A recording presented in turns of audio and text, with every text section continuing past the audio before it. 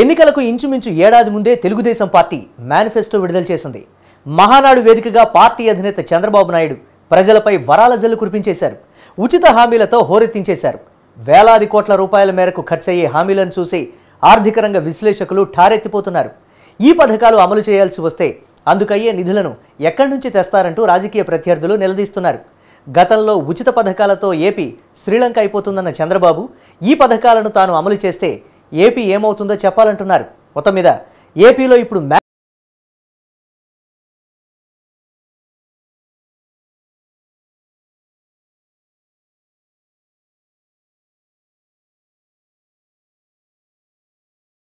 రాజమహేంద్రవరం వేదికగా తెలుగుదేశం పార్టీ ఆర్భాటంగా నిర్వహించిన 2 రోజుల మహానాడు కార్యక్రమం ముగిసింది. సాధారణంగా ఎన్నికలకు కొద్ది వారాల ముందు మాత్రమే మేనిఫెస్టోని విడుదల చేయడం ఏ పార్టీకైనా ఆనవాయితీగా వస్తోంది. కానీ రాష్ట్ర రాజకీయ చరిత్రలోనే మొదటిసారిగా టీడీపీ తన మేనిఫెస్టోను ఇంచుమించు ఏడాది ముందరే విడుదల చేయడం చర్చనీయాంశమవుతోంది. దీన్ని తొలి మేనిఫెస్టోగా పేర్కొంటున్న చంద్రబాబు నాయుడు ఎన్నికలకు ముందు మరిన్ని హామీలు జోడించి తుది మేనిఫెస్టోను అప్పుడు ప్రజల ముందు ఉంచుతామన్నారు.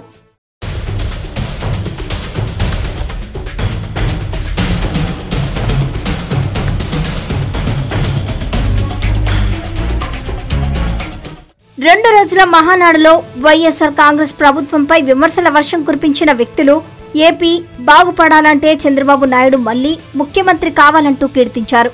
చంద్రబాబుకు ఉన్న విజన్ మరొకరికి ఉండదని ప్రశంసించారు. వచ్చే ఎన్నికల్లో తెలుగుదేశం పార్టీని అధికారంలోకి తీసుకువస్తే ప్రజా సంక్షేమానికి పెద్దపీట వేస్తామన్నారు చంద్రబాబు.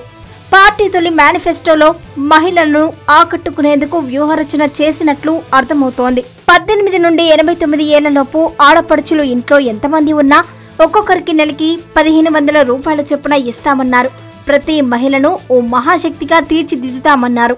ప్రతి ఒక్క ఆడబిడ్డకి నెలకు 1500 రూపాయలు మీ అన్న మీకు వరం ఇవ్వాలని తెలుగుదేశం పార్టీ ముందుకొచ్చింది. సిలిండర్ 1200 రూపాయలు. నా ఆడబిడ్డల కష్టాలు చూశాను, అందుకే ఆలోచించా సంవత్సరానికి 3 సిలిండర్లు ఉచితంగా ఇవ్వాలని నిర్ణయించా.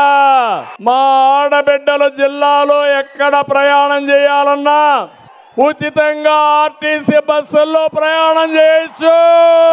ప్రపంచానికి సేవలు అందించాలంటే అది ఒక్క యువతతోనే సాధ్యం. ఆంధ్రప్రదేశ్ లో ఉండే యువతని ప్రపంచ ఆర్థిక వ్యవస్థకు అనుసంధానం చేస్తాను. ఉద్యోగాలు ఇస్తాం. నీకు ఉద్యోగం వచ్చే వరకు నెలకు 3000 రూపాయలు నిరుద్యోగ భృతి ఇస్తా.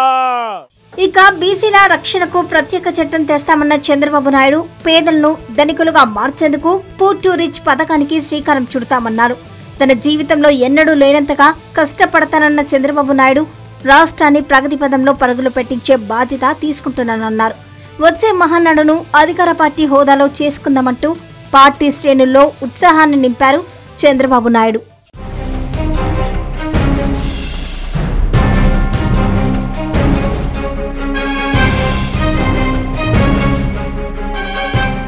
తొలి మేనిఫెస్టోలోని ఉచిత హామీలపై సర్వత్రా చర్చ జరుగుతోంది. ఇదొక విధంగా టీడీపీకి సెల్ఫ్ గోలీ అంటున్నారు రాజకీయ పండితులు. 2019లో అధికారంలోకి వచ్చిన జగన్మోహన్ రెడ్డి 4 ఏళ్లుగా నవరత్నాల పేరిట వివిధ సంక్షేమ పథకాలను అమలు చేస్తున్నారు. అర్హులైన లబ్ధిదారులకు నేరుగా వారి ఖాతాల్లోని డబ్బులు జమ చేస్తున్నారు. ఈ పథకాలను ఇన్నేళ్లు టీడీపీ విమర్శిస్తూ వచ్చింది. ఇలా డబ్బులు పంచిపెట్టడం మంచి పద్ధతి కాదని దుయ్యబట్టింది. జగన్మోహన్ రెడ్డికి బటన్ నొక్కడం తప్ప ఇంకేమీ రాదని వెటకారాలాడారు.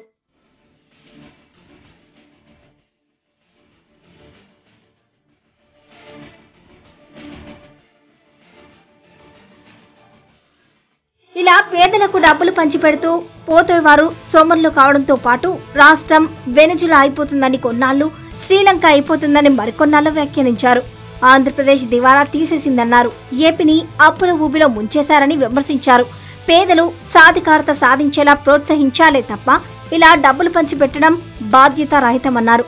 టీడీపీ అనుకూల మీడియాలోనూ ఇదే కోణంలో కథనాలు ప్రచురిస్తూ వచ్చాయి.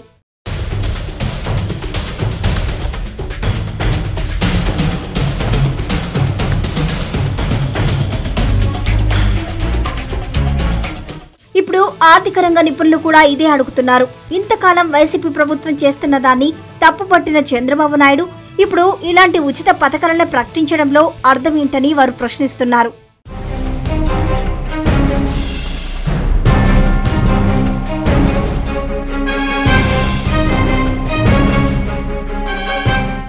జగన్మోహన్ రెడ్డి ఉచిత పథకాలను అమలు చేస్తే ఏపీ శ్రీలంక అయిపోతుందని మీరన్నారు. మరి మీరు రేపు ఇలాంటి పథకాలు అమలు చేస్తే ఏపీ బొబ్బర్లంక అవుతుందా అని సోషల్ మీడియాలో పంచలపై పంచలు పడిపోతున్నాయి. జగన్మోహన్ రెడ్డి ప్రభుత్వమే ఏపీని దివాలా తీయించేసిందని, ఏపీ 10 లక్షల కోట్ల అప్పులో మునిగిపోయినప్పుడు మీరు అధికారంలోకి వస్తే ఈ పథకాల అమలుకు డబ్బులు ఎక్కడి నుంచి తెస్తారు అని నిలదీస్తున్నారు. అప్పుడు మీరు కూడా అప్పులపై అప్పులు చేస్తారా అని ప్రశ్నిస్తున్నారు.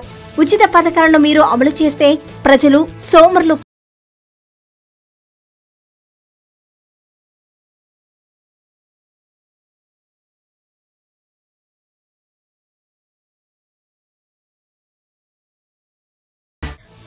ఎందులో అయినా తనకు గొప్ప విజన్ ఉందని చంద్రబాబు చెప్తూ ఉంటారు. ఈ మహానాడులో కూడా తనది విజన్ 2047 అని చెప్పుకున్నారు. అయితే ఆయన విడుదల చేసిన మేనిఫెస్టోని చూసిన వారు మాత్రం ఆయనకు అసలు విజన్ ఉందా అని అనుమానాలు వ్యక్తం చేస్తున్నారు. తొలి మేనిఫెస్టోలో ఏడాదికి ముందు గ్యాస్ సిలిండర్లు హామీ, ఈ మధ్యనే కర్ణాటక ఎన్నికల్లో బీజేపీ మేనిఫెస్టోలో ఇచ్చిన హామీ.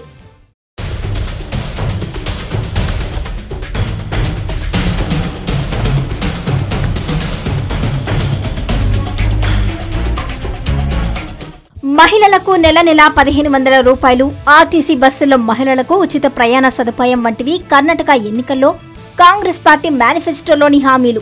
ఇక చదువుకుంటున్న పిల్లలున్న తల్లులకు ఏటా 15,000 రూపాయలు ఇస్తామన్న హామీ వైఎస్ఆర్ కాంగ్రెస్ పార్టీ 4 ఏళ్లుగా అమలు చేస్తున్న అమ్మఒడికి కాపీయే. ఇలా ఒక్కో పార్టీ మేనిఫెస్టో నుంచి ఒక్కో హామీని కాపీ చేసి అవన్నీ టీడీపీ మేనిఫెస్టోలో కలిపి కాపీ పేస్ట్ చేసేశారని రాజకీయ విశ్లేషకులు దుయ్యబడుతున్నారు. ఇది కాపీ పేస్ట్ విజన్ కావచ్చంటున్నారు వారు.